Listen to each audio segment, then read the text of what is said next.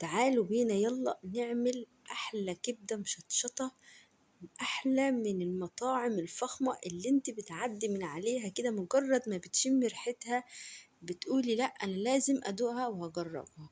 النهاردة هتعمليها في البيت بطريقتي وبالطريقة اللي هي مش عايزة أقول لكم بقى أحلى من اللي بتشميها وبتدوقيها بره وأنضف وأطعم بكتير. يلا تعالوا بنسمي بسم الله الرحمن الرحيم.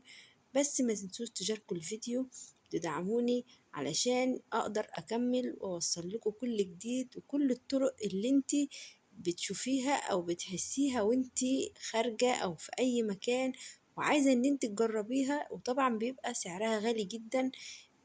وبتبقي عايزة تعمليها. انا هعملها لك في البيت بطريقة سهلة ومبسطة ومش هتكلفك كتير، وهتاكلي احلى اكل وتدوقي ولادك وتاكليهم وتشبعيهم من البيت. طبعا مفيش انسان ولا في اي حد بيشبع الا من بيته. تعالي نسمي الله ونبتدي يلا مع بعض وهقولك انا عملت ايه. انا جبت القوانص والكبد وشطفتهم كويس كده في ملح وليمون ودقيق، سبتهم حوالي ربع ساعة، وبعدين شطفتهم بمية نضيفة مرة واتنين وسبتهم صفوا ميتهم، وبعدين قطعتهم وبعدين فرقتهم كده عن بعض كل جزء لوحده، يعني الكبد لوحدها والقوانص لوحدها. هاتي بقى البصل في محشرة أو صينية على النار يكون سمكها تخين مش رقيق، لأن طبعا هي هتاخد وقت معاكي. حطي البصل في الزيت على النار مع معلقة سمنة وسيبي البصل بقى يتكرمل معاكي كده على نار متوسطة، ما تعليش النار عليه عشان ما يشتش معاكي بسرعة. وبعد ما ياخد اللون الجميل ده انزلي بالقوانص عليهم وسيبوهم بقى يستووا معاكي الأول لأن هي بتاخد وقت في السوا. تعالي بقى البتنجان اللي انت شفتونه وانا بدهنه زيت، انت بتدهنيه زيت ليه بقى؟ علشان لما تيجي تشويه ما يعملش ريحة شياط في البيت ودخان وتقحيط والريحة بقى اللي البتنجان بيعملها دي. فانت هتدهنيها دهنة زيت كده بالفرشة عندك وتحطيها على نار متوسطة كده على عين البوتاجاز، وتفرجي بقى على احلى بتنجان مشوي ما جربتهوش قبل كده. تعالوا بقى نقول الخطوة التانية. هاتي فلفل رومي كده ألوان مع فصين من التوم وانزلي على القوانص بكل الحاجات الجميلة دي واديلهم تشويحة كده مع بعضهم. تمام كده. وبعدين هنجيب الكبد هنحطها في مية مغلية وبعدين نحطها على النار 5 دقايق تنزل كل اللي فيها وتاخد نص سوا معانا. وبعد كده هنصفيها ونحطها على القوانص، بس الأول هنحط معلقة من الملح ومعلقة من الفلفل الأسود ومعانا برضو مرقاية. ده لو انتوا حابين، مش حابين عادي مفيش مشكلة، بس أنا بقول المرقاية بتدي طعم مختلف كده للكبدة وبتخليها مسكرة كده وحلوة. ما عندكيش مرقة حطي ربع معلقة من السكر. هتقوليلي ليه؟ هتخلي الكبدة معاكي سايحة زي ما انت شايفة كده وتلاقيها مكرملة وحلوة قوي. هاتي بقى الكبدة بالمصفى كده صفيها من المية كويس وبعد كده انزلي بيها على القوانص. تمام كده. انا هنزل بيها كلها وبعدين هديلها تقليبة حلوة مع بعضها وهغطيها واسيبها تستوي بقى مع بعضها كده تاخد من طعم بعض. مش عايزة اقول لكم الريحة طالعة، يعني الريحة طالعة حلوة وتجوع وتخليكي كده عايزة تاكلي الأكل كله، ما تخليش منه ولا فتفوتة. وده حقيقي فعلا. أنا طول ما أنا بعملها الريحة طالعة مش عايزة أقول لكم. تعالوا بقى نحط بقى ايه الدلع بقى بتاع الكبدة والأساس، وهو ده اللي بخلي الكبدة في حتة تانية خالص. قرنين شطة كده رومي سبايسي ونقلبهم بقى على الكبدة كده مع طبعا قرن الشطة الحراق اللي حطيته مع الفلفل الرومي اللي انا ضفته للقوانص في الاول.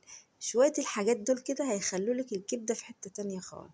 تعالوا بقى نعمل سلطة الطحين.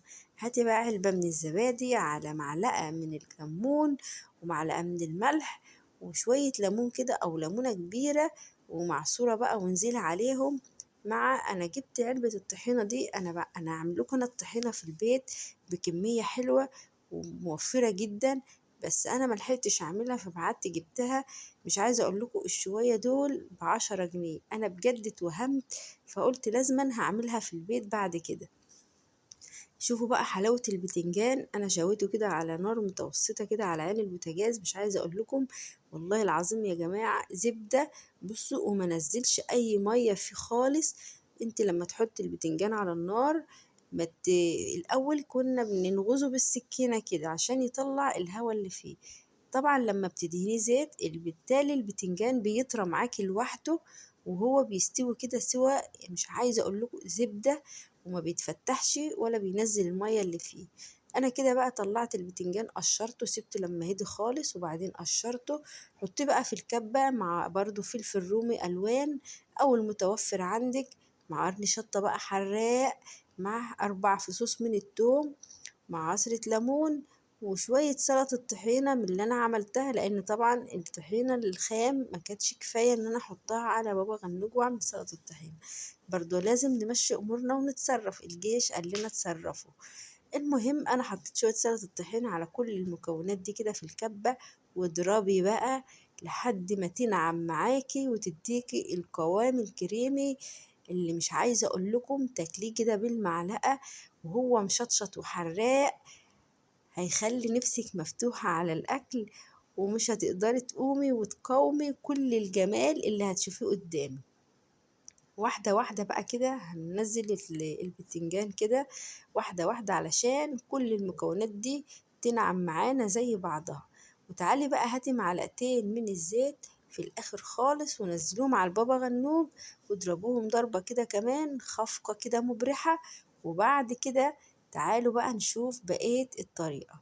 أنا كده ضربتهم كويس وغرفت البابا غنوج مع العيش البلدي بقى. يا جماعة أنا مش عايزة أقول لكم هو ده المشبع وهو ده اللي بيقفل المعدة. تعالوا بقى نعمل السندوتش الجميل اللي أحلى سندوتش بتاكليه من المطعم بقد كده.